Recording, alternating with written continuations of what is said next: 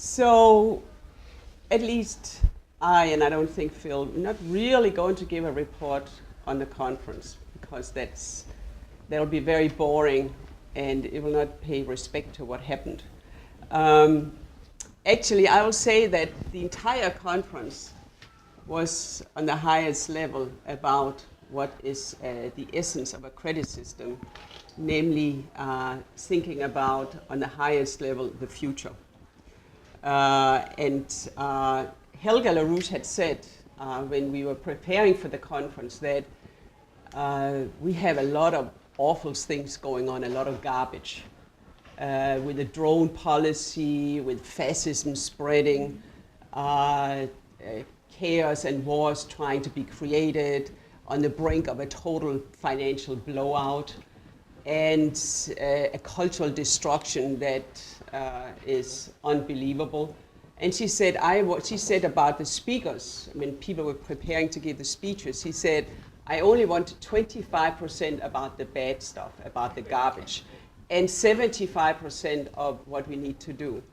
And I was thinking about that, okay, I like that, but it first really dawned on me when the process started why this was so important, because this was the fifth of a series of international conferences. And who here were not in New York at the conference in New York? I believe that was the second we had. Everybody was in New York. Okay, so this conference in San Francisco was the fifth of such international conferences. And as Helga said, this was the best of the three ones in the United States. It was completely different than the ones that you participated at here in New York. And that's not because the people there were better or something like that. No, it was the process of what has been happening in the world, the process of very extraordinary articles that LaRouche has issued one after the other in the recent weeks on the highest level regarding human creativity. And it built upon also the conferences that had been taking place before. So now there's a great challenge for the next conference because that has to be the best. It has to be even better than the one in San Francisco. But I want to go back to this that Helga said about 75% had to be good. Because one of the problems that all of us face, and I think that's a crucial thing regarding the work that we need to do in the period ahead, is that we tend to accommodate to the destruction around us, the cultural destruction, economic destruction, and somehow just get by. And are not really looking in the way that I kind of learned when I came to the United States to think big, to think that there's nothing that you cannot do. There's nothing that mankind cannot do if we put our mind to doing it. The only problem is this disease of oligarchism, but otherwise we can do anything. And people have got to think very small. And when Helga made the idea about we need a paradigm shift for mankind, she meant, and she means, a complete shift in the way that we think. Mm-hmm. Not doing things in a balanced way, just improving, building a dam here, building a new school there, making a curriculum, and things like that. No, she means a complete shift in the way in which we think about man's relationship to the universe and also what we can do on this globe. And that is, in my view, really the real way of thinking as an American. That has been, there's been through the last decades a cultural warfare to destroy America from within. Because if you can destroy the culture of what America really represents, well, then you have won the war without firing a shot. Then you can control the whole thing. And to a large extent, the American population has become subjects of the British Empire. They have been accepting a lot of crap, excuse my language. And the conferences is aimed in a process of making a complete paradigm shift and in-depth shift. And we have in America an incredible advantage because this nation is the only nation in the world which is built upon principles, of universal principles about the nature of man and man's relationship to the future, man's relationship to the universe. It's all in the Declaration of Independence and the preamble to the Constitution. And no other nation in the world is built upon such principles. Some nations have tried to approach to it, but they don't come close. The ideas that the United States is founded upon are ideas that go for every single human being in the world. This is not American imperialism. But when we talk about the inalienable rights of man, that goes for whether you are Swedish or from South Africa or Danish. The inalienable rights of man are for all people all over the world. And so is, as reflected in the preamble, the American Constitution. And therefore, in the culture of the United States, and that is what we need to really think very thorough about and reignite, lies the solution to what needs to be done. And that's why I was very excited that this conference in San Francisco not only bore the name A New Paradigm for Mankind, but also the Second American Revolution. What is important in us is our capability for creating new ideas and collaborating with each other about these new profound ideas on the highest level of what America represents.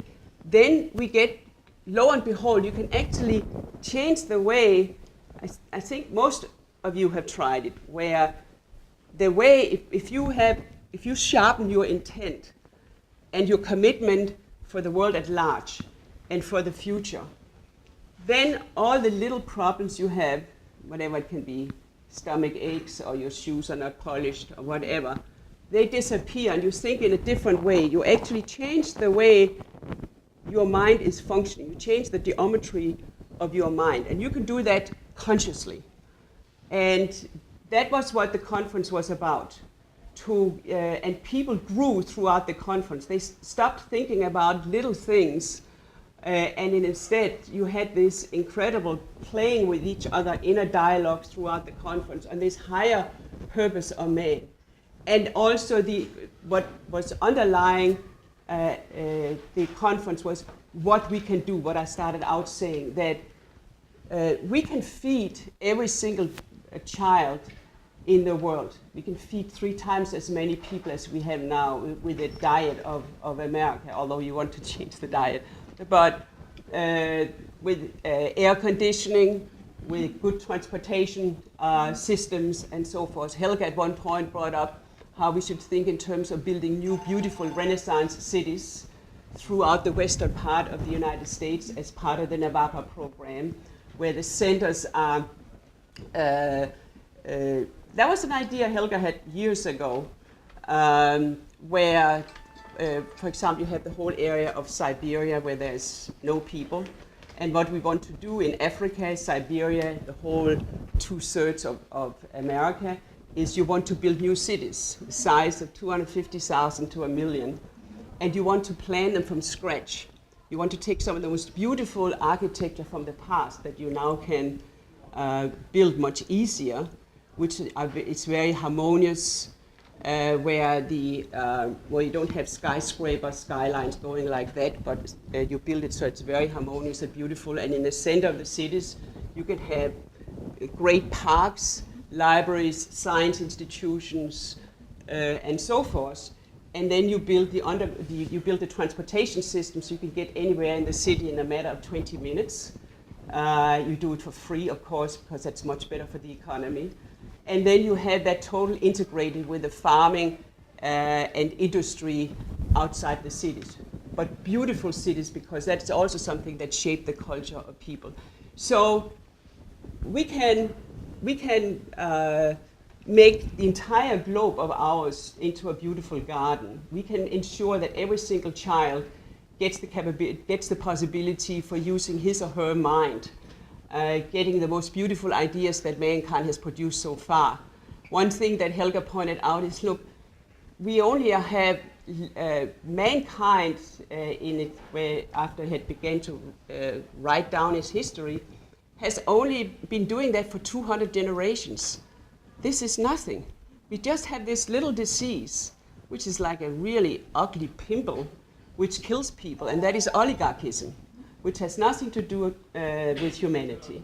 So if you think in terms of, if you kind of part of shaping your mind, think about what we could be doing. Just think very small. Just think about America, what we could do from Mississippi and out to the West Coast. Of course, that was a lot concentration because it took place in San Francisco. If you have ever flown over America, you see there is nothing. And at a certain point, it's just gray. There's no houses. You can see how the country has been divided up, but there's no people, there's no irrigation, there's nothing. Could you imagine with plenty of water, new beautiful cities, what we could create of agricultural institutions, what we produce of food, what we could have on incredible rose gardens, whatever. There's how much America could produce. I will come out with the proposal that I think that in those 2/3 of America with proper irrigation, we could probably produce the food that is lacking now in the entire world, because it's enormous the amount of land that is not being used. So that was what the conference did. It got people to think about that there's really nothing we cannot do. What we need to do is to not accommodate to our oligarchical culture, but think again as Americans and have a complete shift in the way we think. And every time some of the old-fashioned way of little thinking sneaks in to get it out of their mind, we have a gruesome, tumultuous period that is dangerous in front of us.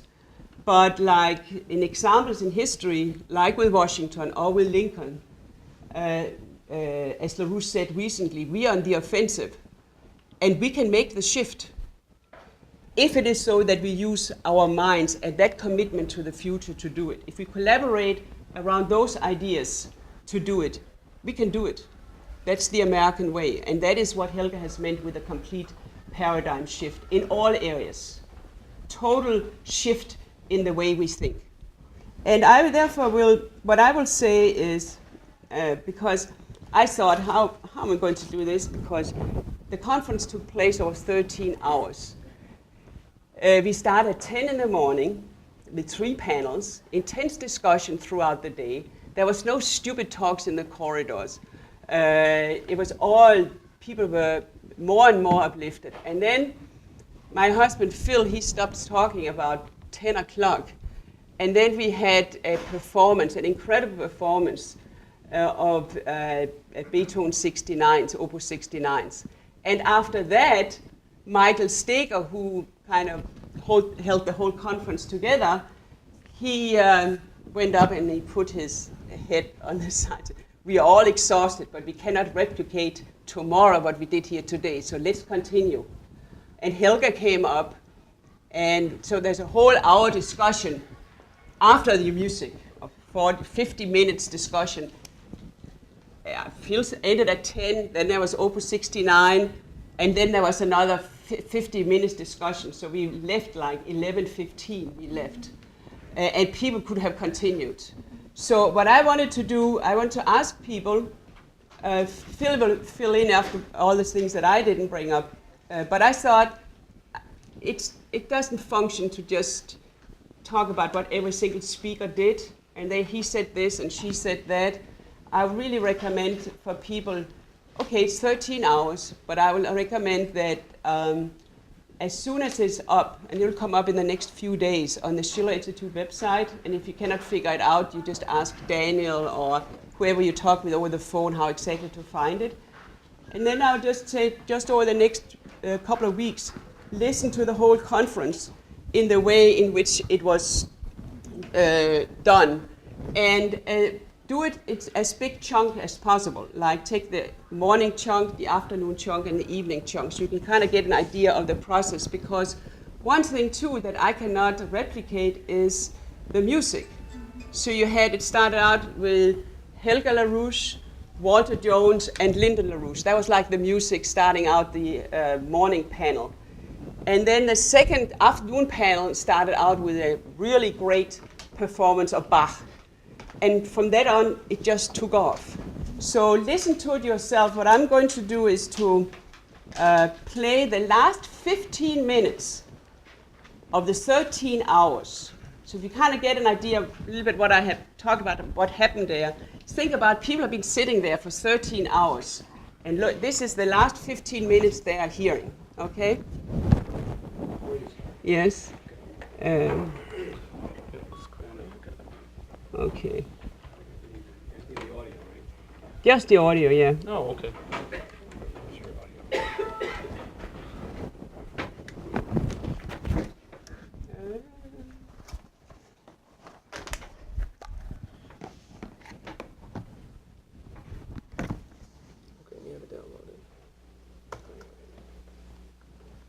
So, as Frederick the Great could attest, Yeah, wars are that's won Mike by those who introducing never, the question and answers in the very end. never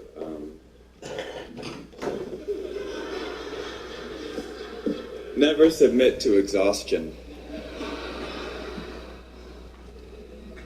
Okay. So we prepare continue. for the double flanking maneuver. I know people are exhausted, but the days like this are rare. You're not going to be able to recreate it tomorrow. So Helga is coming up now. So if you have any questions regarding Helga and I others, actually would please. like to also say something about this question of the best or better. Sorry, there was what she is referring to. There was a question, namely that if there is a truthful way of performing a classical piece of art, can it then be performed in more than one way? And a number of different people had answered that, or tried to answer that, and Helga now wants to address that. And that's the very last of the conference. That's what she says. Performance. How do you judge this? I think there are possible many interpretations for the very reason that I personally go always with the judgment of these things by the standard of Friedrich Schiller, who from all the people I have ever read or looked at has really the highest standard. I mean, I'm not saying that Beethoven doesn't have an equally high standard like Schiller, but Schiller has articulated it in writing or in words, insofar that he says that the artist is so important for the effect he has on the people that he should not dare to move his audience if he has not ennobled himself to be, at least for the moment of the performance, an ideal human being. And that the only way how an artist can be sure of what is the effect of his performing is that he has to be a universal being, idealizing himself. And idealizing with Schiller does not mean to have some idealistic idea, but to bring out the real inner self. That he means by an ideal human being. And at the same time addressing what is universal in the audience. And only this way you can be sure of the effect. Now, he also said that the only thing an artist can give to the public, to the audience, is his individuality. And that individuality should be worth to be presented. Now, I find this a very high standard, and everybody who has ever tried to even recite a poem or perform some music knows that when you do this, even if you are a top professional, you still give your soul. I mean, when you get this idea between the notes, or to really get into the beautiful soul of the composer and recreate it in a spontaneous way, you give something from your most inner thoughts. And that is not easy. I mean, that's not something, it's not like, reading an accounting book or, doing some other statistic formulations. But you open your soul. And I think I would like to just say, it's no question that we are going into extremely tumultuous times. I mean, I cannot tell you exactly what all will happen because, we don't have crystal balls, but I can promise you it will be tumultuous.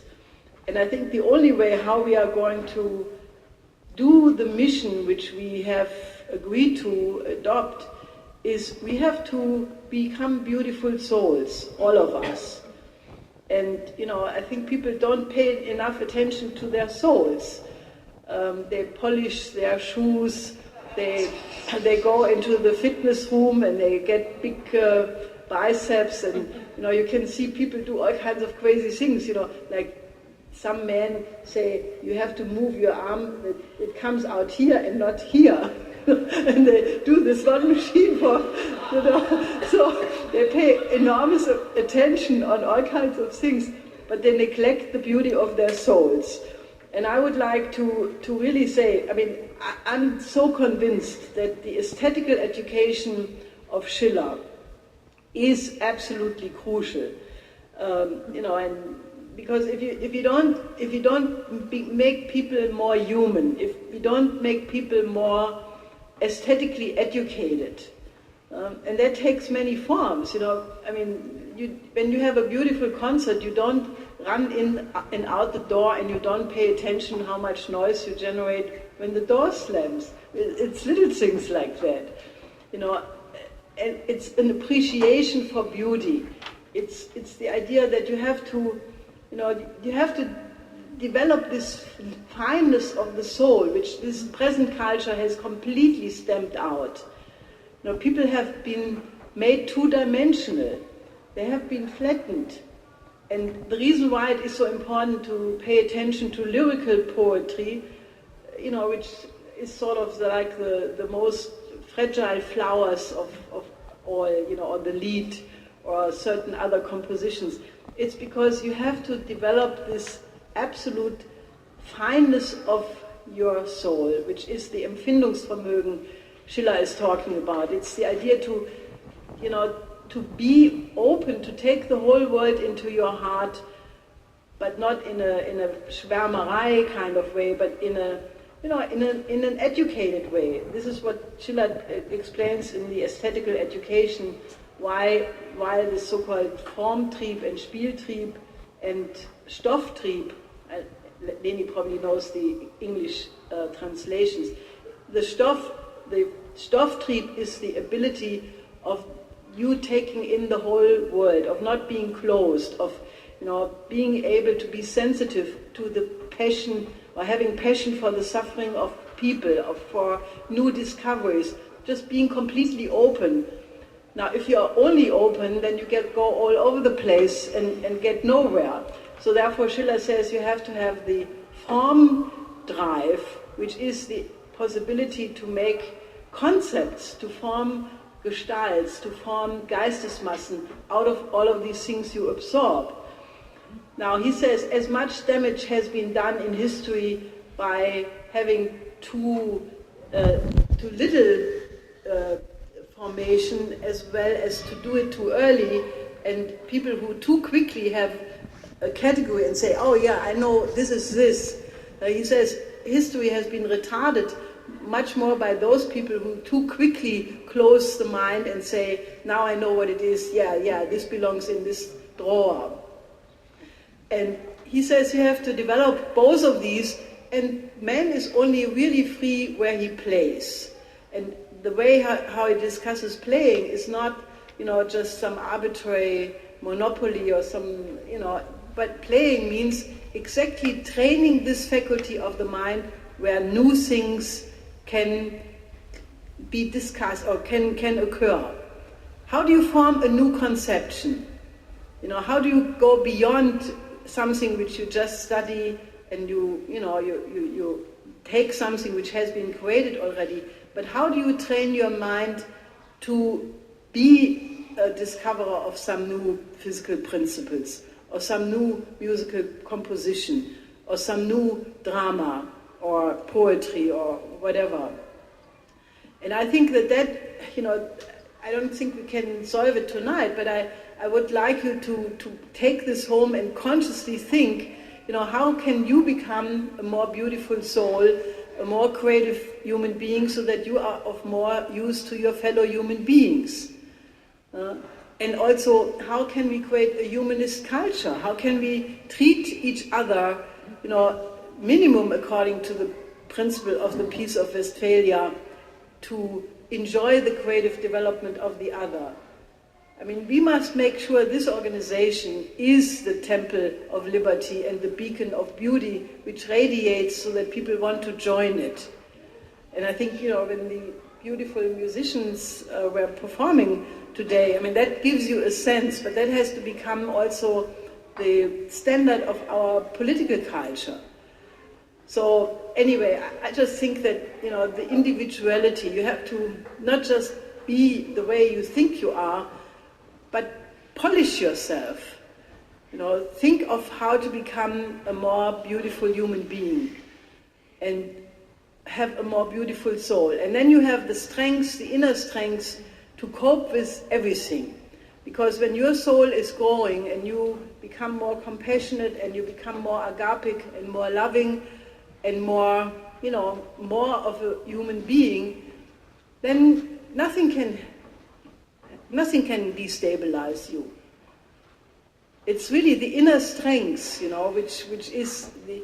Schiller discusses this in these papers about the sublime, where he says human beings are fragile human beings. Any elephant is stronger, any bear is more courageous and ferocious.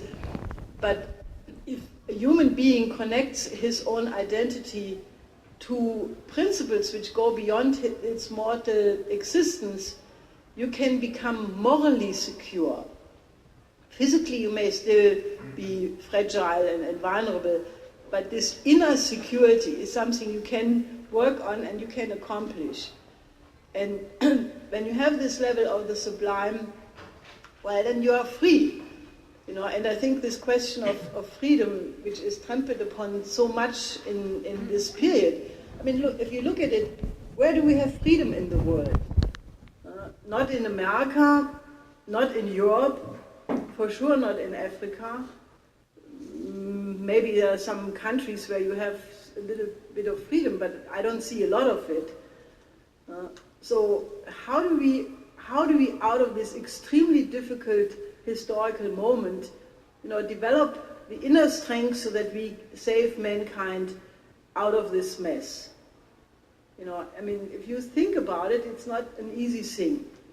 And we need more people who have the quality or the self-demand of developing that kind of a leadership, like what Lin exercises, every day. I mean, he's not a spring chicken anymore, which he mentioned this morning, but he's still, every morning, getting up with the absolute determination to make a creative contribution that day. And not just some arbitrary thing, but something which is helping to solve the problem of understanding of the people, so that he contributes the best he can.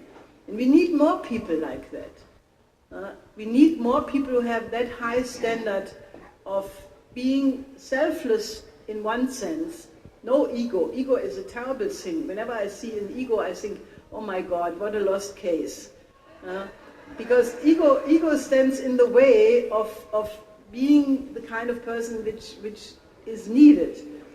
And, we need more people who are strong but not ego-driven.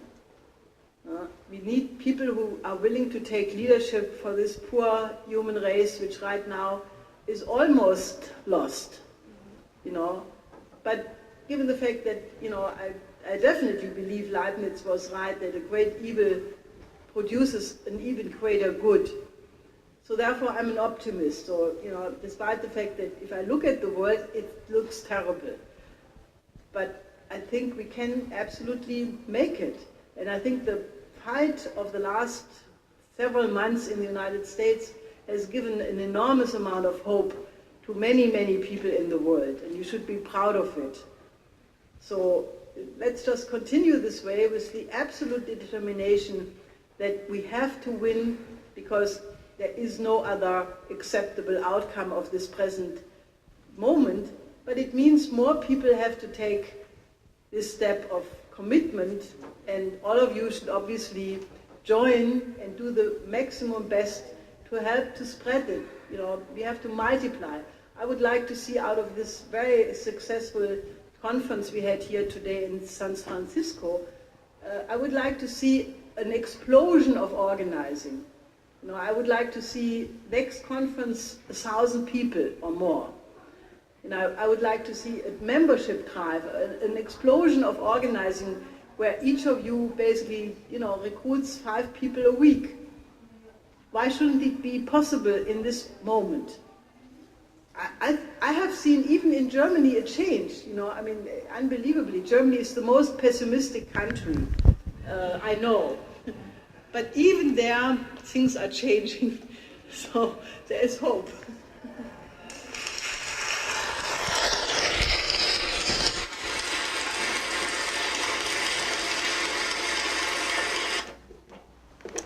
So I thought that was the best way I can give you a little sniff of that was the conclusion of the conference. So I will give the word to Phil.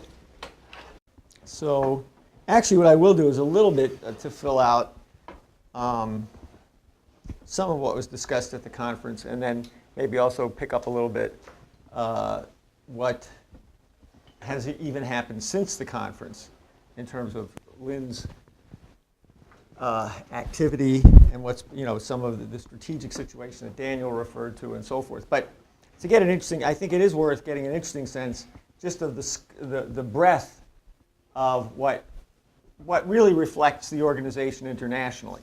I mean, we had the conference in San Francisco, and there's some fun things to keep in mind. I mean, the San Francisco local, which had to host the event, I don't know if this is internationally significant, but it's useful to know. It's about 8 or 9 people. Okay, almost all of them. I'm thinking for a second. Almost all of them under the age of about 36. So all we have in San Francisco is 2 houses. We really don't even have a central office. The office that they have is smaller than this room. So they really can't. Plus, on the humor side, it's about 2 blocks from the San Francisco Giants baseball stadium. So anytime there's a baseball game, they can't use the office because you can't park, you can't get out because of the traffic, you can't get in because of the traffic. So it's not as useful as it could be. So I don't think we've ever had a conference of this size with that little infrastructure. I mean, we don't have an office of any significance. We had to ask people to put people up, like we brought in everybody from the full-time members of the West Coast. Now, you know, that may not seem like much on the East Coast. I was born and raised on the East Coast. You know, a long trip was Baltimore to New York. Now, Baltimore to New York gets you about halfway to San Francisco from Los Angeles. The drive down from Seattle is, if you drive straight through, is about 16 hours. Like going to Florida or something. It's like, yeah, it's like New York to Miami, something like that. So, you know, San Diego is about 2 hours from Los Angeles, further south. So, and anyway, people came from all over. We even had somebody fly in from Michigan. We had people from Nevada, from Utah, from Idaho, from Vancouver, British Columbia, from Southern California. Maybe, I don't know about Arizona. We might have had some people from Arizona. And the members were put up in houses, many of them, contacts who opened up their houses to people staying for 2 or 3 days. And that's how we did it. It was sort of by the seat of our pants. And it was done by, you know, largely hosted by this relatively smaller local. But it was an international conference. We had people working on it in New York and New Jersey and Leesburg and so on and so forth. So we did have people there, as Leni pointed out in the morning, it was mainly Lynn and Helga. There was an address by Walter Jones, very brief, not unlike what you saw here in New York, but important. We also had a leading farm representative, and there were farmers, laborers, teamsters, teachers, and so on and so forth there. That was really the bulk of the audience. And we had and Marcia Baker, whom some of you have read from EIR, gave a very sharp picture of the threat to the food supply of the United States, with a very clear picture of the farmers really being driven off the farms. And, and so on and so forth. I'm not going to try to tell you some of it, but some of it was, one guy, Frank Enders, spoke rather clearly on the fallacy of Adam Smith and the free trade concept as applied particularly to agriculture, and so on. And then we had a representative from the Australian organization who spoke about the fight against the Queen from inside the Commonwealth and the history of Australia. Its really roots in the American system. And this is what came through systematically throughout the conference. The idea of this concept of the American system as originally conceived in the Constitution of the United States. We had people, a representative from the Sino strategic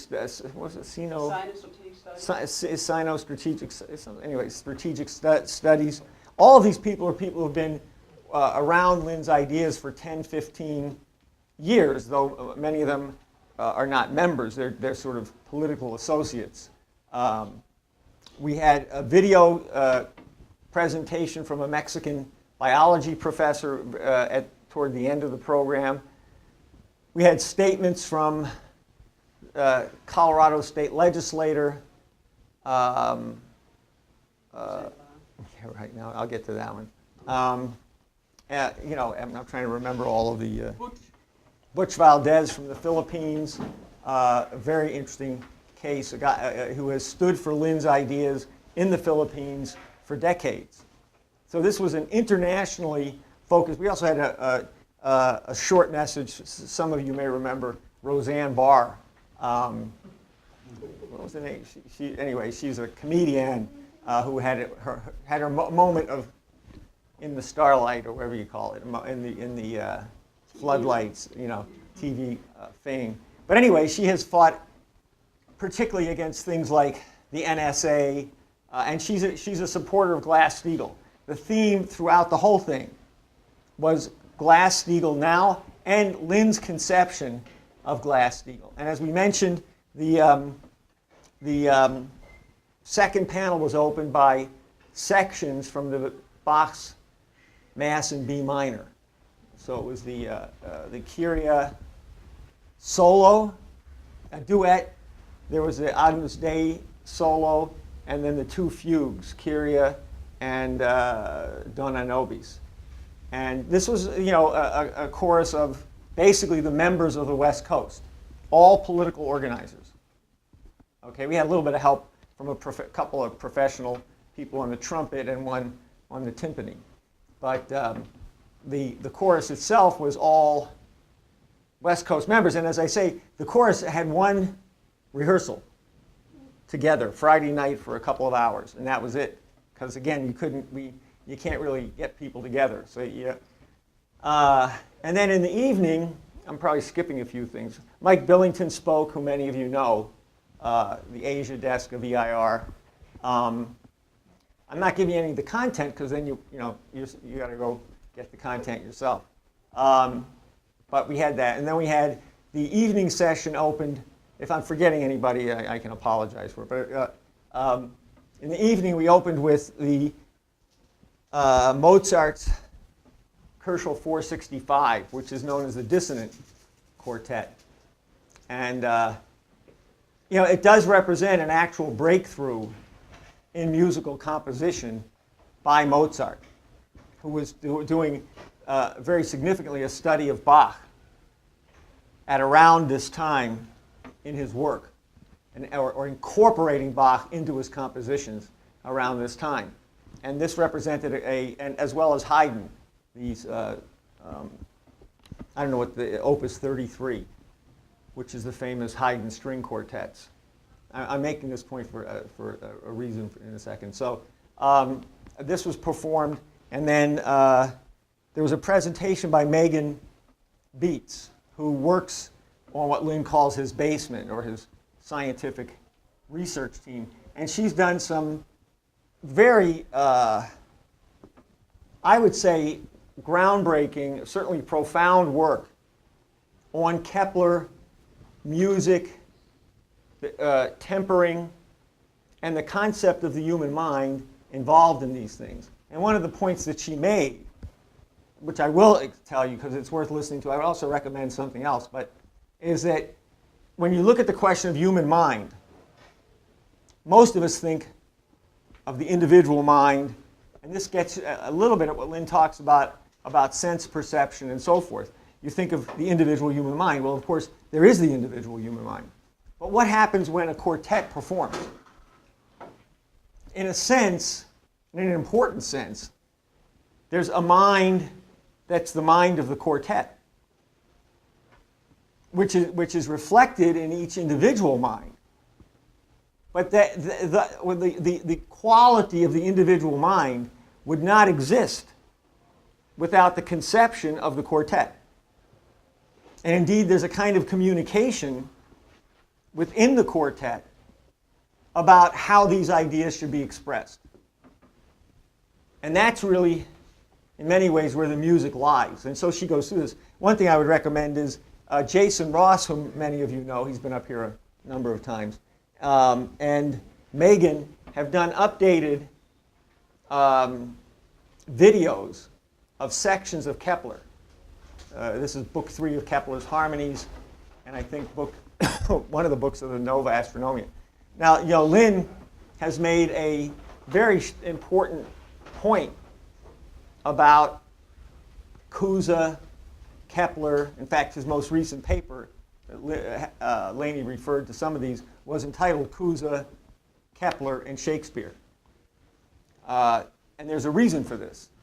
Okay, this is the source, properly understood, all three of them are the source of what we might refer to as Western science. The core of the idea of science as we understand it today, or modern science, is really embodied in Cusa, who establishes what Lynn calls the how we think, as opposed to what we think. A lot of times what you think may be wrong, but how you're thinking may be right. And conversely, sometimes what you think is right, but how you think about it is wrong. Because the real issue is not whether you have the right idea at a given moment, but the real issue is the way you're thinking going to lead you to consecutively the right idea? Are you going to be able to discover things that you don't know to be true now, but whose truth you need to discover? How are you thinking? It's sort of like, I can use a silly example. It's like if you're following a roadmap and the roadmap is wrong, you might be in the right place halfway there, but you're not going to end up where you want to end up. And anybody who's used the GPS knows that can happen, even with the great electronic eye in the sky, or whatever it is, and that lady who says, recalculating due to traffic. Have you ever asked yourself where the traffic was she was talking about? So, sometimes there's a big difference between simply having a fact right and knowing that the way you're thinking is going to lead you in the right direction. What's the method? What's the nature of the human mind or the human individual? What makes us uniquely human?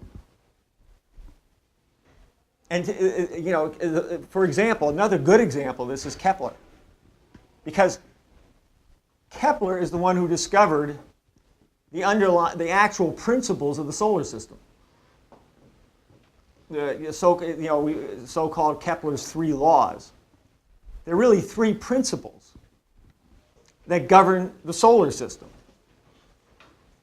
The ordering of the nature of the motion of the planets, the ratios of the motions of the planets, and the fact that they're ordered by a physical existence and a physical relationship, which is the relationship of the sun to the solar system as a whole.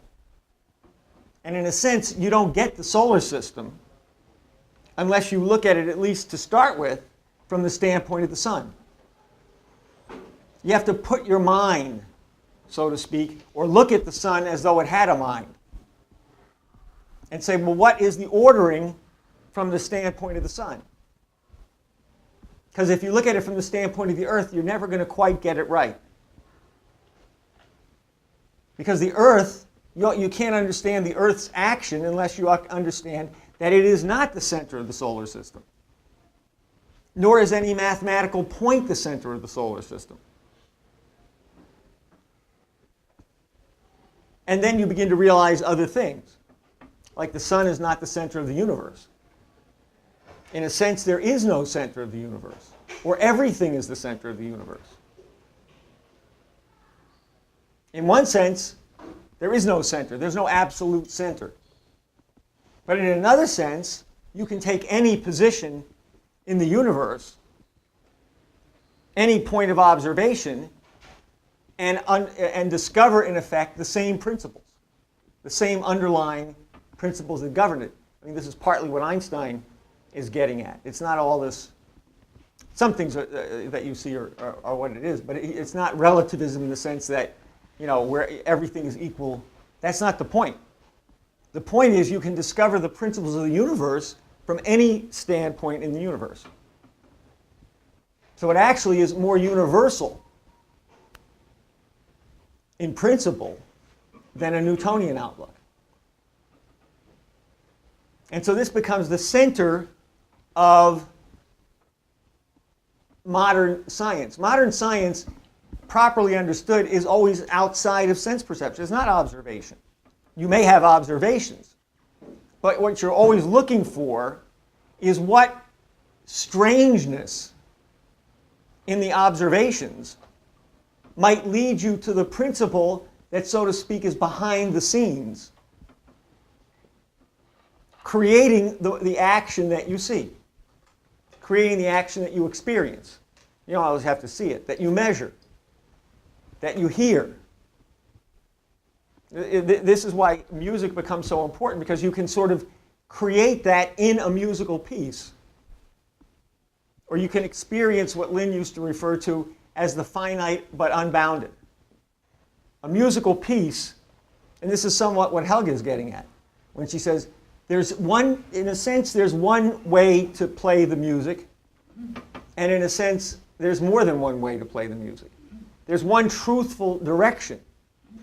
But as you comprehend the musical piece and the mind of the composer, you develop a deeper and deeper insight, a deeper and deeper knowledge of what the composer composed.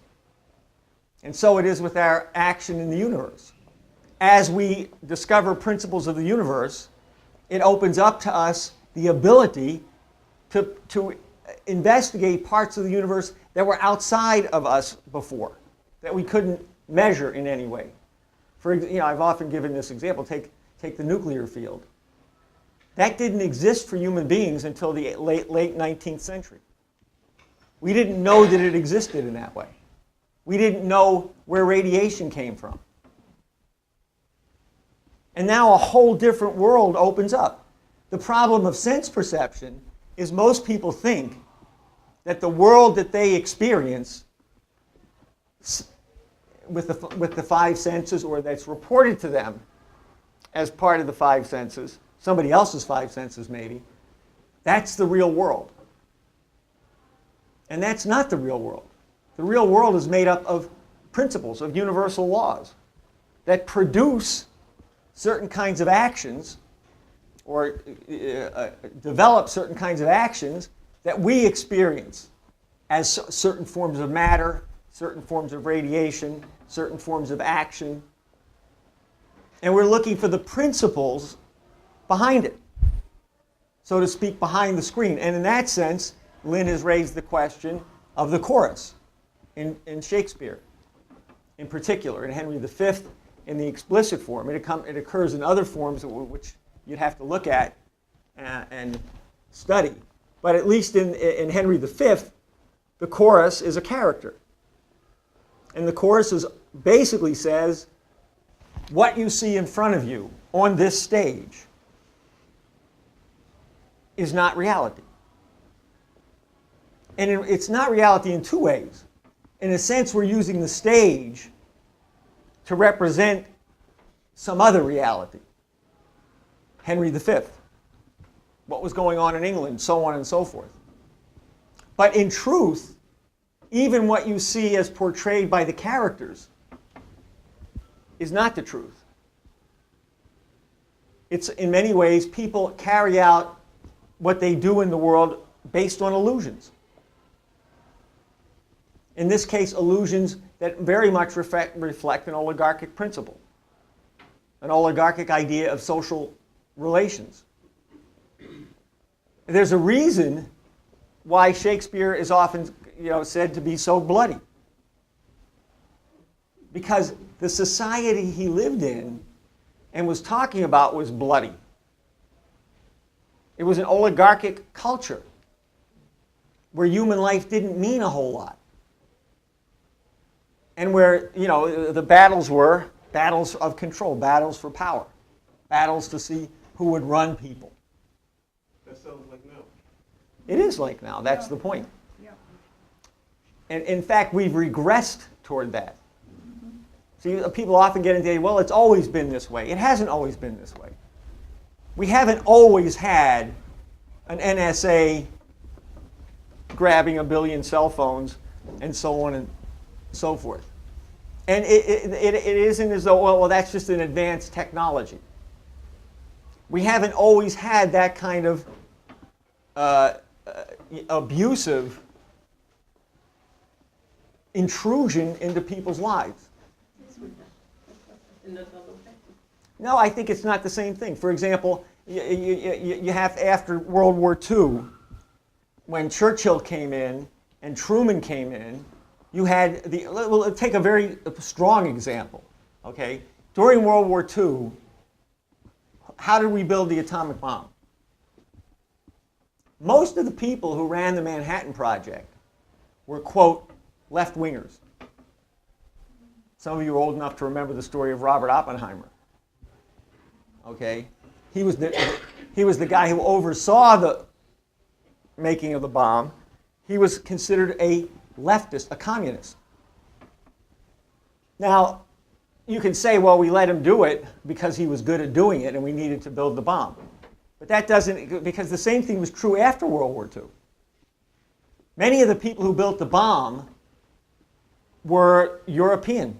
They came to the United States refugees from fascism. And they built the bomb. They were allowed to do it. After the war, they had to sign loyalty oaths under Truman. Roosevelt didn't have them do that. Truman believed that nobody else could build the bomb, but we had the secrets and that was that. Truman once actually said, if you want to get an idea, to me, what characterizes it, he actually said that he didn't believe that the Soviets were smart enough to build the bomb. Now, that requires a certain quality of arrogance that's hard to match. And of course, it turned out not to be true. But you have sort of the security state, so to speak, building after World War II.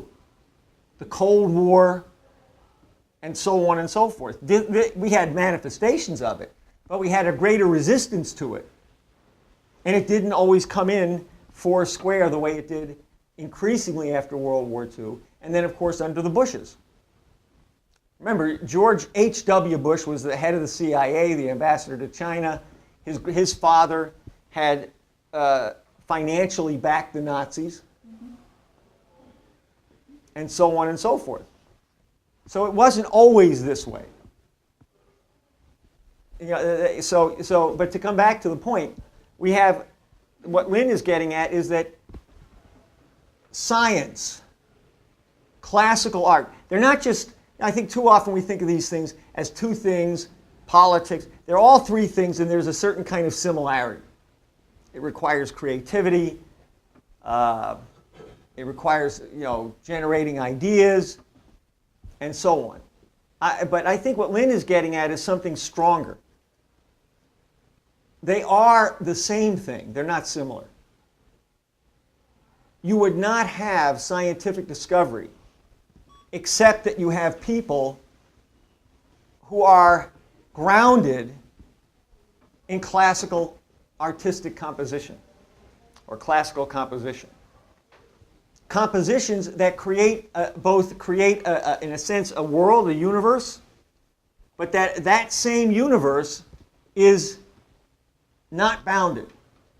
It's contained, but it also at the same time opens up to new universes, to new discoveries, to a further development of our knowledge of the universe, but that also means a further development of the universe itself, because we then represent something else new in the universe. We do things in the universe, and ultimately, we're somewhat hearkened to the idea that at a certain point in human history, as long as we maintain this kind of evolution, we may be able to reshape parts of the universe.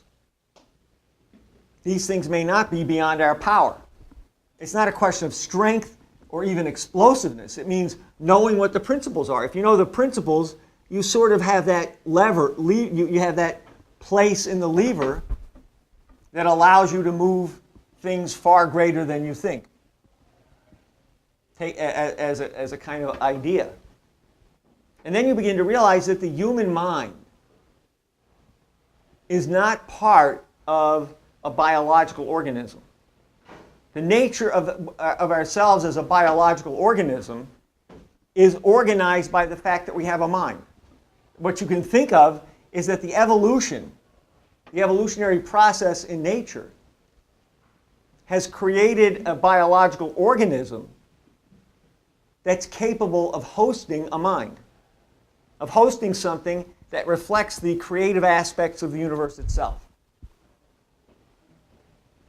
Now, it makes it an interesting physical organism, but you can't reduce the mind to a physical organism. Human beings have an absolute distinction from the animal world. And it's a distinction built into the nature of the universe.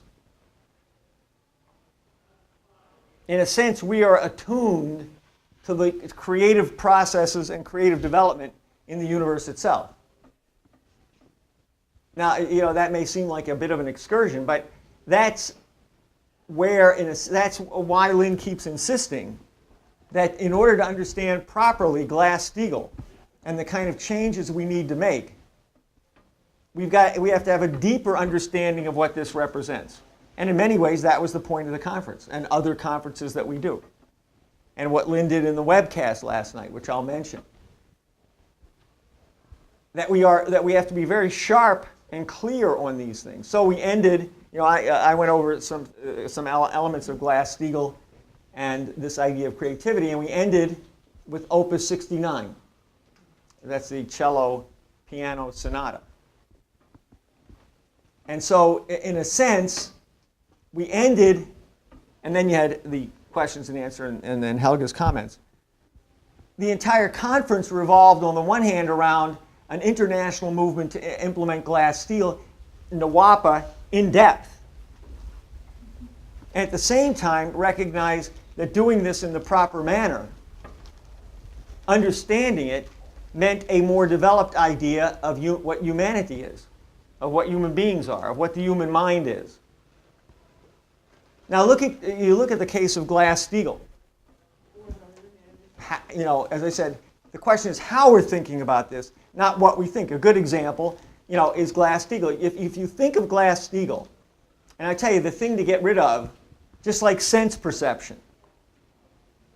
And I think unless you get rid of sense perception, you'll never get quite the idea that Lynn has, or that reality has, of a provable approach to immortality. Not logically provable, but provable. Because we're not immortal in the way that I think a lot of people would like to think about it. That somehow when you go, something hovers out of your body and floats off into some other place where you're not seen, but you can see them. Something like that. That's not the kind, whether that's true or not, that's not the kind of immortality we're talking about. What we're talking about is much more embodied. If you think of Glass-Steagall as a monetary conception, because monetarism is the same thing. And some of the things that are said about money, I think if people think about them for a second, they'll realize how bloody stupid it is.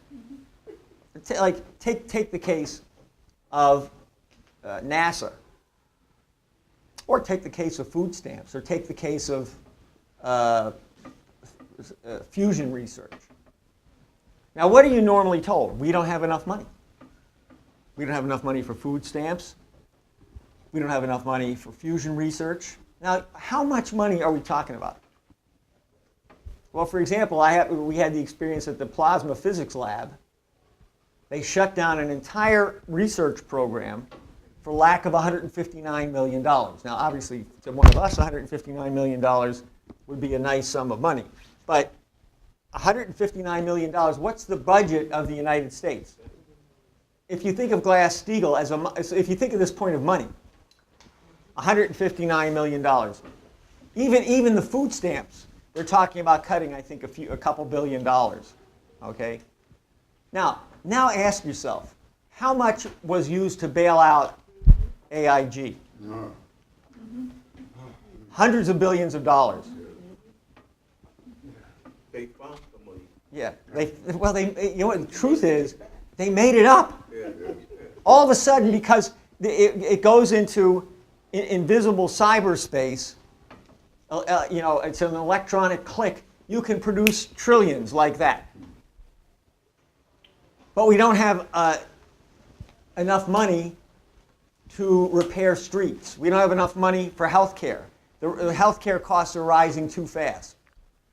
But I guarantee you, if we have another financial explosion, we'll find trillions. Now, of course, the problem is those trillions represent nothing. And that's the fraud of the economy as we understand it now.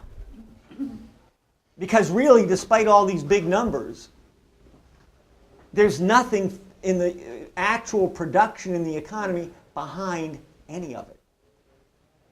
Supposedly, what's behind it is people are willing to pay more money to buy it because they think it's going to increase their wealth. So, buy cheap, sell dear. That's the free trade. But nothing is being produced. In fact, in order to pay the debt generated in this system, what do we do? What did we do after we paid all these trillions to bail out the system? Well, we had to find some income stream of a real economy that you could at least leverage into these trillions of dollars. So we had to cut expenditures. We had to cut infrastructure. We had to cut education. We have to keep back the growth in healthcare. What is it? You have to kill people. You have to let people take their deposits. Yeah. You have to let people die early. And if you're smart, that's how you do it. You don't shoot them in the head. That's a dirty way to do it. A few people may go that way. You might bomb a few people. But the nice, neat, clean way to do it is don't feed them. Don't take care of them when they're sick. Don't give them housing. Don't educate them. They die. I mean, in one form of it, you had it in the 1930s and the 1920s. The original form of it, where the word came from, was the Boer War. Concentration camp. But what was really a concentration camp? It was a place that you sent people to labor intensively and literally not feed them enough to live more than 6 to 12 months. So they would just die. They would die of diseases. They would die of some other fatigue, malnutrition, etc., etc., and then you threw them out. You know, what we know as the final solution, the particular form of this that occurred under Hitler, with its peculiar anti-Semitic twist to it, the final solution didn't begin until 1942. It was only at that point that they said, we're just going to kill him. Our mission is to rid the planet of Jews and Slavs and a few select people, and so now we're at the point the war is going to come to an end. We'll just kill them. But the whole thing started as a slave labor policy. That's fascism. But that's fascism. The Obama healthcare, that's fascism. Okay, in the strictest terms, that's fascism. Okay? Now, if we look at Glass-Steagall, and we think only in monetary terms, think of it as a monetary reform, it's inadequate. It's an inadequate conception. It's not that it won't work. It's an inadequate, because what are you going to do? You say, well, we're going to separate out the bad paper. We're going to tell the investment banks they're on their own. If all their assets turn bad, they default. And that's it. There's no guarantee, there's no nothing. But then, if you're going to go back to a monetary system, you're back where you started from. It's just, in this case, you'll have less money. So you'll have a deflation, and you're finished. Because people still believe, they'll still say the same thing. If you say, why don't we do fusion research, they'll say, we don't have the money. Where's the money? At this point, there won't be the money. Okay? Before, there was the money, but we just can't allocate it to this. And in fact, you have to pay these massive debts, so you get a hyperinflation, where inevitably at a certain point, the living price of a normal living standard goes through the roof. Because the value of the paper has to be rolled over constantly with more return. And so inevitably at a certain point, the prices go through the roof. Or the value of the currency goes to near zero. And you get the kind of hyperinflation we saw in Germany in the 20s, but we had other instances of it. You had a similar hyperinflation in countries in Eastern Europe after the wall fell, where they just started printing currency to try to keep the system going, and at a certain point, the cost of living went through the roof. So Glass-Steagall alone, conceived of as a monetary system, doesn't work. But if you conceive of it the way it was understood by Roosevelt, it's understood by Leni in a deeper sense, even. Then you have something totally new, because you're getting rid of the monetary system. You're saying, what's the basis of it? And as Lynn said last night, the basis of it is a credit system. But it's not that complicated. It's not like we need 15 different we don't need a Dodd-Frank 850-page piece of legislation with 10, 20,000 pages of interpretation. I mean, in one sense, that's done intentionally. Because no normal person is going to read 30,000 pages of legalese to try to figure out what this means. It's bad enough to try to read the small print on the back of your, automobile insurance or God knows what, okay? Or your health insurance. The health insurance, it reminds me of the Marx Brothers movie. I don't know, I forget which one it was, but it's the one where they're putting on a performance, and at a certain point, I think it's Groucho, one of them gets the contract, and whereas the party of the first part understood by the party of the second part to be willing to work for the party of the third part, shall always, for the first part, give to the third part what the second part has conceived of as their proper obligation to the fourth and fifth part. And on and on. And that's what these, if you ever read some of this fine print, that's what it's like. It's meant to mean nothing. What it's really meant to do is to allow them to pull the wool to do something. And then you have to sue them or something to try to get it back. So, the fact of the matter is, it's relatively, I'm not saying it's simple-minded, but I'm saying it's not something that requires 14 lawyers to figure out. Because how did Roosevelt implement Glass-Steagall? Really, Glass-Steagall became real at the point that they used it to audit the existing banks to find out what their status was and to create the Reconstruction Finance Corporation. Because what did they do with the Reconstruction Finance Corporation? They created a means to generate federal credit. And it was that federal credit that was fed into the system through things like the Homeowners Loan Corporation and all the initials that I forget, the WPA and so on and so forth. Because what did that do? It actually has a certain multiplier, but it's also regulated. In other words, this lending, this credit, went into the banking system, but now you had a regulated banking system so that the credit was initiated into federal projects.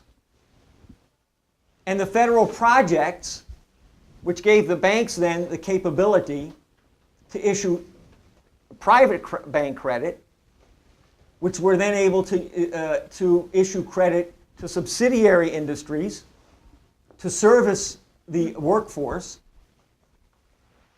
And this built the future. This was all based on the idea that the work in agriculture, because you had the same thing for agriculture that you had for home foreclosures, okay? That this credit would generate improvements in productivity. And so the economy would expand on the physical side and the actual productive side, and that increase in production is what pays the credit. Money exists only to facilitate that. Why do you have money? Why do you have paper money? We had paper money in the Massachusetts Bay Colony. Franklin argued for paper money. So, this goes against the populist strand. Hard money, from an American system standpoint, is actual production. It's not, hard money is not gold, it's not silver, it's not any metal. It's actual productive expansion, development of the productive capabilities of society, of labor as a whole. And so credit is issued against increased productivity, or for that. Money is a little bit, basically it's meant to oil the machinery. In other words, you have a division of labor. As the productivity expands, you generate new professions. I mean, for example, if you're going to expand the required education to function as a laborer, I don't mean just a worker, I mean to produce something in the economy, in the physical economy. If somebody has to go to school until they're 20 or 25, they have to live a little while after that to realize the quality of the education. So you don't want to produce people who are engineers at the age of 25 and they die at the age of 40 or 50. You do want people to live a good, healthy, long, productive life. Now, what does that mean? That means you have to have a health capability. Now, that's not just medicine. It's doctors, machinery, equipment, but it also means sanitation, preventive elements, water purification, and so on and so forth. So you find that in order to increase the productivity of society, you have to increase the population, and you have to increase, to a certain degree, the number of the different types of activity, otherwise known as a division of labor. Now, if people have a concept, they don't just become reduced to their particular form of labor. Now, if you have that, you need a little bit of money to carry out transactions which are reflective of the growth in the physical economy and the issuance of credit. Because things don't occur all at the same time in one simple cycle. So you have to issue credit to the farmer, who then produces what he produces, who maybe introduces a new technology based on the credit, expands the production of the farm. That's available then to other elements of society not involved in food production, but involved in producing the equipment that the farmer uses, making the farmer more productive. This creates new professions, a greater division of labor, and some of these cycles are longer cycles. Infrastructure is not a 1 or a 2 year cycle, it's a 5, 10, 15, 20, 25-year cycle. So you don't realize the increase in productivity from infrastructure immediately, or even within a year or two. So a certain amount of currency is organized by the Congress under the Constitution to reflect the amount of currency needed to carry forward the outcome of the credit. And so what we need to do as soon as we implement Glass-Steagall is begin the implementation of a national banking system, but start with a federal issuance of credit. And it's probably a fairly large amount of credit because there ain't much in the banking system. Once you took the garbage out of the banking system, there wouldn't be a whole lot left. So you sort of jump-start it from this standpoint. Now, then this raises the question, okay, you're going to put all this credit in. What are you going to do? Well, you have to have a science driver. You have to have something that forces the front end in the increase of productivity. Crash scientific programs. The inner solar system. NWAPA. NWAPA based now a little bit differently than the original program, based on nuclear energy. And you use this to create fusion breakthroughs, which are then used to fuel the exploration of the inner solar system. By that I mean, the asteroid belt or the area between Mars and Venus, which is the near asteroid belt. Mars and Jupiter. Isn't it Mars and No, yeah, what I'm talking about is those parts of the asteroid belt that kind of come out of the main belt and flow in between Mars and Venus. But the main asteroid belt is between Mars and Jupiter. Okay? And so this is what we mean by a three-part American system approach. That you don't do it step by step. You know it because you know that you start with the 3 steps. You implement Glass-Steagall first. And of course, this is embodied in what Roosevelt refers to and what we refer to, what Leni has referred to in the past. This embodies the fundamental principles, not just of the U.S. Constitution, but the secret of the U.S. Constitution, if you like, is not simply Article 1, Section 8, the Bill of Rights, and all this kind of stuff. That's important at some level. But what really makes the difference, what makes us a unique Constitution, is not a bunch of rules. One thing about the U.S. Constitution, it's relatively concise. I think the entirety of the U.S. Constitution, if you write it on 8.5 by 11 pages, is about 20 or 30 pages. You have to get this. The Constitution, in the famous case, the Constitution of the Soviet Union was hundreds of pages. It had a point for everything. The German Grundgesetz is a couple of hundred pages. I don't know exactly how much it is. Because the American Constitution was written from the standpoint of principles. You didn't try to fill out, and that's why it's still valid today. You didn't try to fill out every point. You do this, you do that, every rule. It was governed by the preamble of the Constitution. And the critical point in the preamble to the Constitution, particularly when you put it together with the Declaration. Life, liberty, and the pursuit of happiness. The pursuit of wisdom. But in the preamble, the crucial concept is for us and our posterity. In other words, this is a nation whose identity is always based in future generations. The declaration of who we are as a nation says that we live today for future generations and for what they may accomplish. So what we accomplish from the standpoint of what the future needs from us.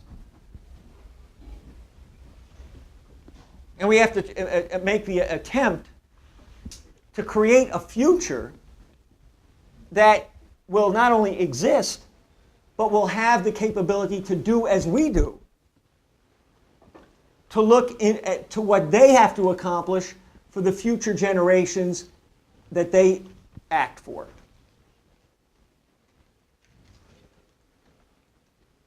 And that's really what the fight for Glass-Steagall is today. It's a fight to go back to the American system, to the Hamiltonian sense of credit, even back to the Massachusetts Bay Colony, which was organized on these principles.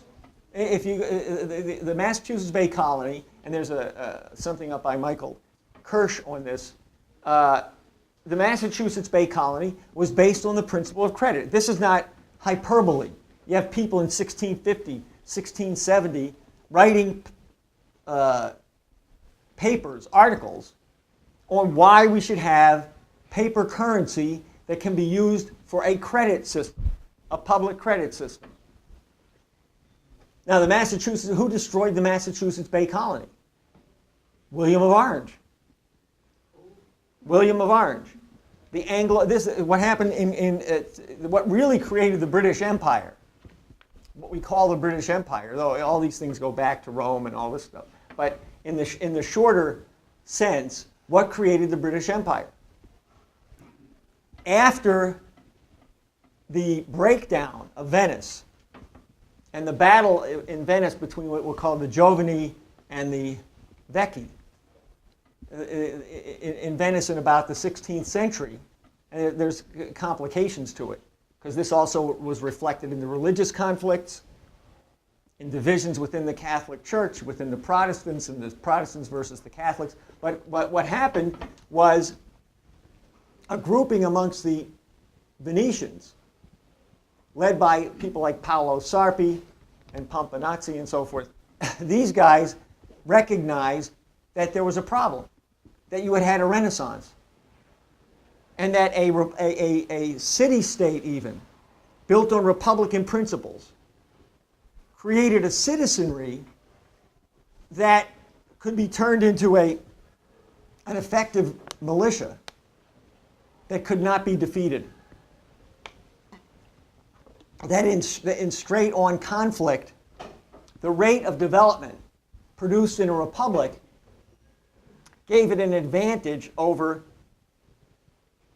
Venice, over the financial sector. Because the financial sector is always trying to cut back on production, cut back on development. And so what happens if you're faced with a republic that's producing ideas, it gives them a military advantage. And an advantage in the quality of the citizenry. So Venice was faced with a crisis. And their crisis was, how do we find a way to incorporate the scientific discoveries but destroy the mind behind it? And of course you can't do that forever, but what you can do is try to grab what they've got and destroy the conception of what produced it. Destroy the conception of human nature that was developed in the Renaissance by Cusa and followers of Cusa like Da Vinci, ultimately Kepler, and so forth. So they moved this operation completely. They were the leaders of the Protestant side and a certain split in the Catholic Church, and they moved out of Venice totally, and they moved away from what was then the Venetian system, and they moved it in particular into first Antwerp and then Amsterdam. And in Amsterdam, you had the beginnings of what we know as the modern monetary system, the central banking system, stock trading, futures to a certain extent. It begins in the beginning of the 17th century in Holland, with a lot of these Venetians moving in, but others and so on and so forth. Now, ultimately, not that there were operations in England, and this is a but ultimately, the Dutch, who start the wars with the French, and so on and so forth, undermine the French developments of Colbert and so forth. The Dutch ultimately invade England. This is after the Cromwell period and so forth under the Stuarts. And the Dutch take over England. There was a faction, of course, that was on their side. This is 1688. And this is the point at which the go-ahead is given to crush the Massachusetts Bay Colony. Andros comes in, and but basically this is ordered at the point that you now have the Anglo-Dutch running Britain and so forth. Then there's a further fight that leads to the British East Indies Company. But what was the British East Indies Company? It was modeled on the Dutch East Indies Company. That came first. And then you get the British East Indies Company and the Empire. And that's the empire that exists to this day. The Anglo-Dutch Empire, with the kind of Saudi complication and so on and so forth. Okay? So what we have to recognize is that the American system, because what is the Adam Smith system? There is no future. You are an animal. You only exist in the present, and you're not supposed to think about the future at all. If you think about the future, if you try regulation, you're going to screw everything up, because the mind that you think you have is a strange something that popped in somewhere, and really it's a big annoyance. It gets in the way. You live in the present like a zebra munching grass. And that's it. That's the oligarchic outlook. Most human beings are no better than munching animals. Maybe that's why they have so many snack packs, so you can munch a lot. Okay? Well, let me just finish it here. Okay? Wasn't the Dutch the West India Company first? Maybe, but there was the Dutch East Indies Company. They were the West India Company. They occupied the port, what later became New York. Mm-hmm. And then when they changed over to the East India Company, when the British came in, it became New York. Yeah, that's true. Yeah. It was New Amsterdam, right. Stuyvesant and Company. That was the impetus of their exploitation of the East Indies and the rest of that area. So this was the model for the British East Indies Company. So, and there's a story of how the British East Indies Company took over. But the fact of the matter is, this is the empire that we live under. This is what Churchill represented. Churchill was actually a little bit of a backward. This is what John Maynard Keynes represented. This is what modern free trade represents. This is what empiricism represents. And so Lynn's point is, unless we get this right and stop being hysterical about money, because most of the money ain't worth nothing, okay? Particularly if you're a little bit young, not much younger. But most of your money, your pension probably doesn't exist. Your 401k, maybe it will make it, maybe it won't make it. What's the dollar going to be worth a year from now? Don't bet on it. We've got to put ourselves into something else. And that's what happened. Take the 1930s. People have it backwards. People say, well, we got out of the Depression because of the war. Everybody in the United States believes this. Not everybody, but most people. Okay? No, that's not what happened. Roosevelt built the infrastructure in the physical economy that allowed us to in 38, 39, 40, begin a massive industrial buildup that was created during the Depression. What stopped us during the Depression was Wall Street. They kept saying, no, we can't spend the money. We got to cut back on the budget. 37, 38, there was the big budget cutback. And Roosevelt had to give into it because you had the Southern Democrats, and he had a problem. So you had on the monetary side a problem. But on the production side, Roosevelt was pushing the production to the hilt. So that's how we won the war. We didn't start the economy in 1941. If we did, we'd be dead. Okay?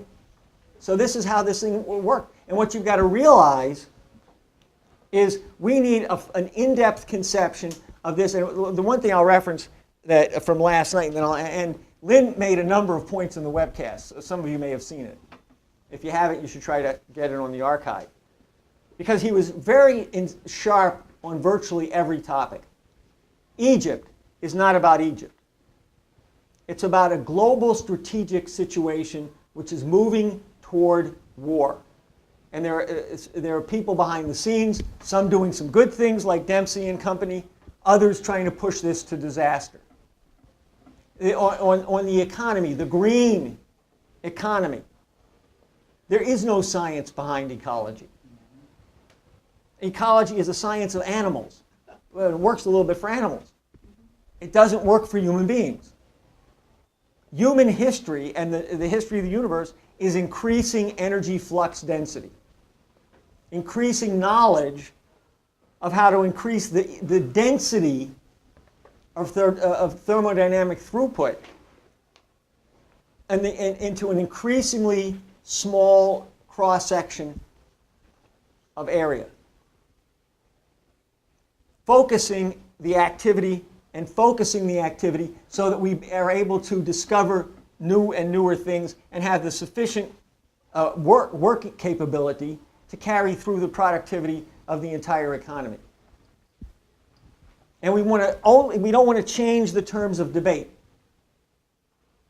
That's what we're dealing with. Glass-Steagall is absolutely necessary to doing this. Public credit has been done in the United States. It's the core of the United States. It's the core of what happened with the imitation of the American system in Germany, in Russia, in China, in Japan at the end of the 19th century. And what we've had over the last decades, beginning with the death of Roosevelt in 1971, the assassination of the Kennedy brothers, and since 71, about 42 years to the present, we've had nothing but physical decline in productivity. In the most advanced countries in the world, and of course, devastating for the poorer countries. And so we have to stick to this, and we have 2 months, roughly speaking, to bust Glass-Steagall and to have a cadre force of people in the United States who know what this means in terms of public credit, in terms of science driver projects, and so on. And this is some of what we mean by a new paradigm. Okay, so I'll end there since it gives us a little while. Is it possible to give an assessment of the recent events in Egypt? Is there anything? Is it a good thing that they kicked out Morsi? Is there any progressive or good elements to that?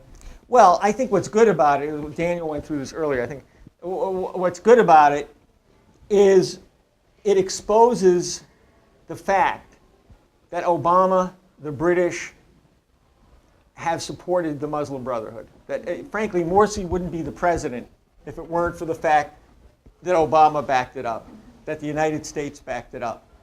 And of course, what has come clear, much clearer, besides all the internal realities, because they were moving more and more to an Islamic state. And therefore, of course, it was a somewhat repressive condition for anyone who wasn't in the Muslim Brotherhood or an allied outlook. And there's no doubt that this is what, there was an economic crisis.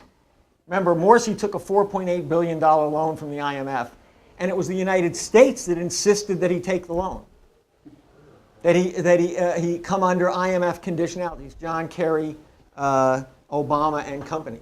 Okay, they insisted on this in the recent period. Okay, so that remember, what did the 2011 upheaval occur over? A massive rise in bread prices and fuel prices. That's what sent people into the streets to begin with. A lot of the youth who had no future. And this got turned into, because of the fragmentation, a victory for the Muslim Brotherhood, which does probably represent a significant percentage of Egyptian society. But of course, they became more and more repressive. And then about a week or 10 days ago, Morsi declared jihad, effectively, against Syria. Okay, so this was a new expansion of the. So in that sense, the Morsi government clearly represented a problem. What was good about what happened is you had a civil upheaval. I mean, and even modest estimates of the turnout last Sunday, I think it was, for the demonstrations against Morsi around Egypt was about 8 million people. Now, that comes close to being maybe the biggest single set of demonstrations that I know of in history, let alone in Egypt. Okay. Now, this then threatened to explode because they were saying they want Morsi out, and of course we were on the verge, minimally, of violent upheavals inside of Egypt. And besides the economic crisis, the idea of bringing Egypt into the war in Syria was an alarm bell. Okay, so at this point, Egypt was on the verge of bloody civil war violence and probably spilling over. Okay, now all of this had been orchestrated from the outside. Much of this could have, remember, it was Obama who told Mubarak to step down. Okay? So, now what was good about it is that when the Egyptian military, which by the way is headed by a guy who is himself an Islamist, this guy al-Sisi, okay, but maybe of a more moderate stripe. At any rate, as the Egyptian military moved, and it was a little unclear what was going to happen, Dempsey, Hagel in particular, but Dempsey especially, contacted the Egyptian military, al-Sisi in particular, and said, we can live with the situation where your action is one to bring about civil calm. And given the fact that millions have been in the street, while we don't like the idea of a ouster of a president who was elected, and this is what Dempsey said as far as we know, given the threat of upheaval and so forth, if you protect the population equally, if you immediately move toward a civilian government, and what they've done is appoint a civilian executive as compared to last time when the army tried to run things. This time they're appointing the head of the Supreme Court was appointed to be the executive and so forth. And there would be no coup in that sense. Then we can live with it as long as you move rapidly to a new set of elections, et cetera, et cetera. So the fact that the U.S. military under Dempsey was able to step in the short run, that's all we know right now, because we can't say that this is going to hold. Okay, it's too unpredictable. Okay, but the fact that for the moment a certain calm has been brought to the situation based on the actions of Dempsey, Hagel, and some of the Egyptian military, that is for the better. The question is, does it hold? How quickly are they able to move? And again, we've seen over and over again, unless you get some kind of real economic development policy, these things fall apart. Are there any indications that you know of that the sentiments in Egypt are spreading out? In the sense of Inspiring other Muslim countries to go this way, rise up and that have mass demonstrations? Turkey is a possibility. Because they've already had a series of demonstrations. You do have a pro-Muslim Brotherhood government under Erdogan and Davutoglu. But nothing yet has happened. There's some speculation that it could happen. I'm just kind of curious, like the world's on fire, why they're so interested in the peace process in Israel? What? It's like the same old song and dance, the peace process in Israel. Mm. You know, like Kerry is going down to Israel. Yeah. Is there like any logic to this, or is it just like Not, I think, look, the one thing you can say is the Israeli-Palestine conflict has gone on for so long that anybody would be, I don't know what would happen if they ever solved it. But really it doesn't exist by itself. What they've done is they've used the Israeli-Palestine question to fuel this internecine conflict throughout the Middle East in one way or other. It's been part of it. It's not the whole story, as we've learned, because you've had Sunni-Shiite conflict and so on and so forth.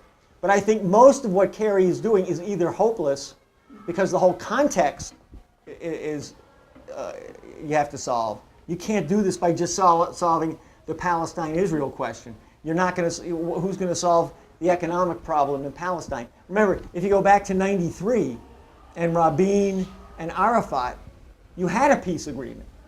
And what Lynn said at that point was, we've got to get shovels in the ground. We've got to start building right away, because if we don't, the economic disaster of the Palestinian population means that this will not hold. And that's what happened. And of course, you then had Rabin assassinated by a right-wing Israeli. And pretty much since then, with almost no exception, you've had hardline regimes in Israel. I mean, Barak wasn't much of an exception, as it turned out. All right. So the reality is, no.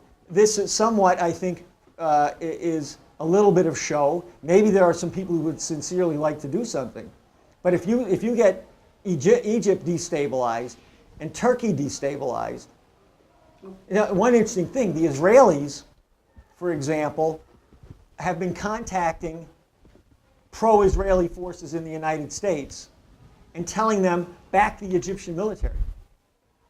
Why? Because they don't want destabilization in the Sinai. They got enough problems as it is. Despite all the mythology, they can't be stretched in 3 and 4 different directions. In fact, that's one good way to set off a nuclear war. Because part of the Israeli craziness, and it's not everybody in Israel, but part of it, is the mentality of, let's say, a Netanyahu, or some of the ones even to the right of Netanyahu. The mentality is, if we go this time, we're taking everybody with us. And I tell you, that mentality does exist, not in a majority, but in a crazy minority that tends to rise to the surface under these kinds of conditions. So I don't think there's much hope in that.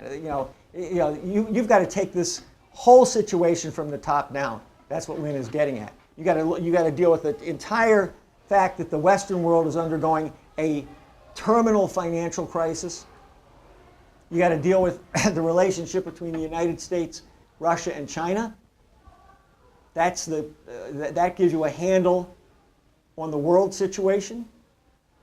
And then you could move on things like the Middle East, like the Israeli-Palestine conflict.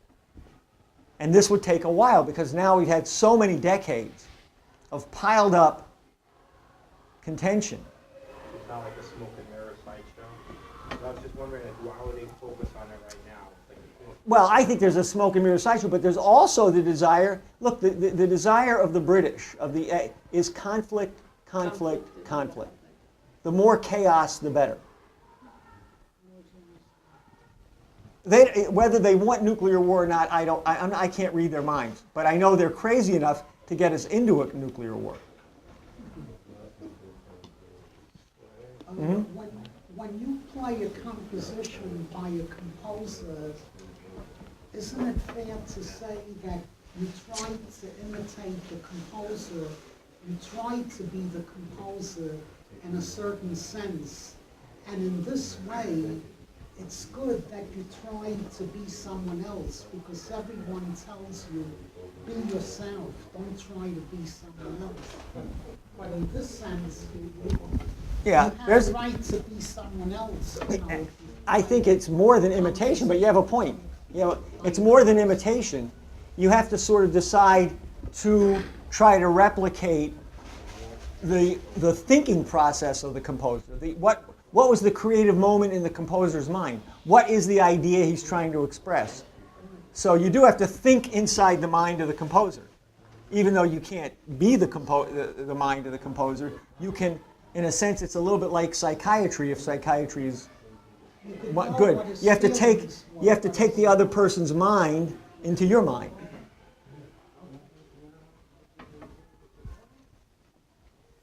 So you think it's wrong to just take the notes as they are and just interpret them however you want them? Yeah, totally wrong. It's not the notes.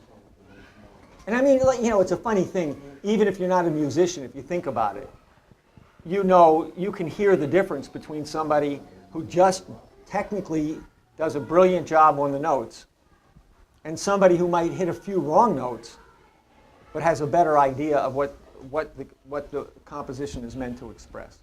It's not the notes. The notes it's like language. You know, for the most part, it's a funny thing to realize. If you have a profound idea, you can never really express it in the words. Somehow you have to use the words to evoke a problem in the person's mind. So that they say, well, it's not just what this person is saying, there's something else here. What is it that he's trying to say? What is it that's behind the words that he's using? Well, I have a good example because a lot of people here have tried to go up and organize out in the streets or go in contacts or go up to Albany. And, you know, you can give a perfect briefing with all the right facts. But if you're not in it, then you don't move anything. And then you can kind of rabble be all over the place, but your soul is really in it and you're really engaged and you move people, and sometimes you know, how could I move that person because I was like all over, but you were really there.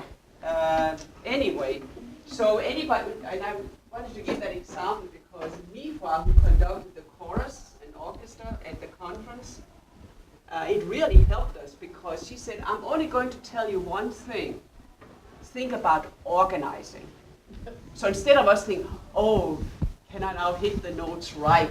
Am I now, how is my voice a little scrunchy or whatever? No, she wanted us to get into the mind frame, how you actually put yourself when you organize somebody else. And that's exactly the same with a piece of music, that if you just play according to the notes with all the facts, that's not really going to create the idea. I mean, it's in part, it's the reason, or you see this in science. You know, when you're trying to describe something that's a new discovery in science, you often find that the words available to you aren't adequate to the idea. You know, relativity theory, even the word relativity, you know, is misleading in some respects. And, you know, how do you express the quantum phenomena that Planck and Einstein discovered in normal terms? You find that you can't. You have to find some other way to awaken the person's curiosity and make them think. Or in poetry, you know, you're creating a new language. You know, most languages were created by the poets. Dante created modern Italian. Chaucer, you know, it went a long way with some others. Shakespeare really created modern English, even though we think it's strange to us now. But the ability to express profound ideas, the kind of language used in the King James Version of the Bible. These were advances in the language.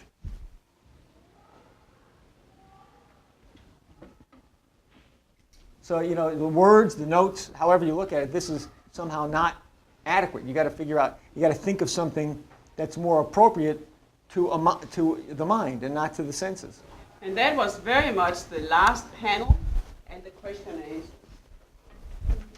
this whole question from the conference. Do you think that Sometimes.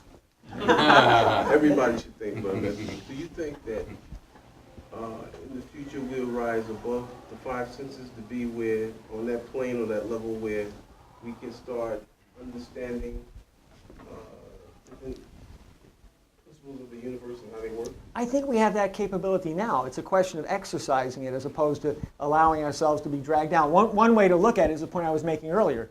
How do we express our purpose in life? How do we become immortal? The human species is not limited like an animal. We're not going to. Animals are always going to go extinct, contrary to the National Geographic magazine and the Nature Conservancy and so forth. All animals go extinct. There are changes in the environment that at some point they can't handle. So 99% of the species that have been on this planet at one time or another have gone extinct. The human species has the ability to change its relationship to the universe, to change the environment, but even to change our knowledge of how the environment works. Therefore, we could, in principle, overcome extinction.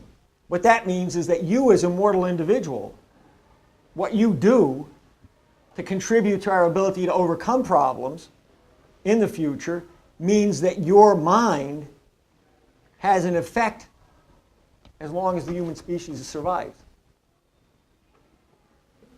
And you know, the environment that y'all be in, the Rouge crew, the basement crew, and so on and so forth.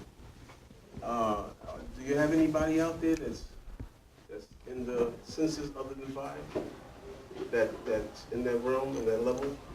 Well, at the level of the mind, Lin operates on it, but there's no mystical experience. It's his use of the human mind. Right. So we have people. I mean, you can say at a certain level, you know, Hamilton had a sense of the human mind. Kepler had a very strong sense of the human mind. As the fundamental principle, one way to put it is, you know, I can use the technical term ontological. What makes us exist as human beings? Is it the five senses? Is it our arms and legs? Is it how tall you are, how short you are? No. What makes you human is the fact that you have the capability of being creative.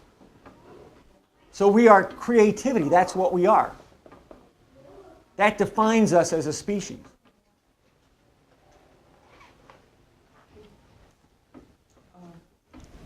Well, it's true that our senses are not all of reality. Man has to be creative.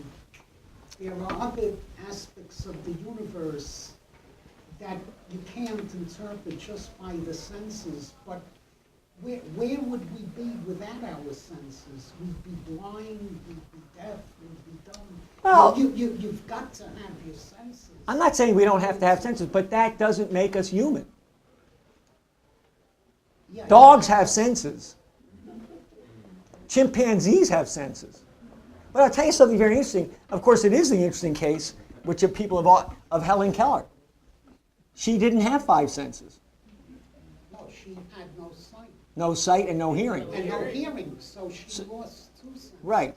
But she didn't lose any of her mental faculties. Yeah, but what kind of a life is that? If in her case, it was a brilliant life. Who would want to live like It's not a question of what. She lived that life. She did it. She did more than most people do. I don't know. It's an interesting question to ask yourself, would you rather make a creative contribution to the human species, or would you protect yourself? No, when soldiers go to war, in a certain sense, they sacrifice their physical being for something larger than themselves that they believe in. Well, that's true, but I'm just saying. Well, but that's we all have to have our senses. No one's saying we don't have to. How would you get around the world if you didn't have? But the human mind organizes our senses. We couldn't get around just based on the senses. Yeah, If I- I go with that's. Okay. Can we bring it to a close? Yeah. All right, thank you.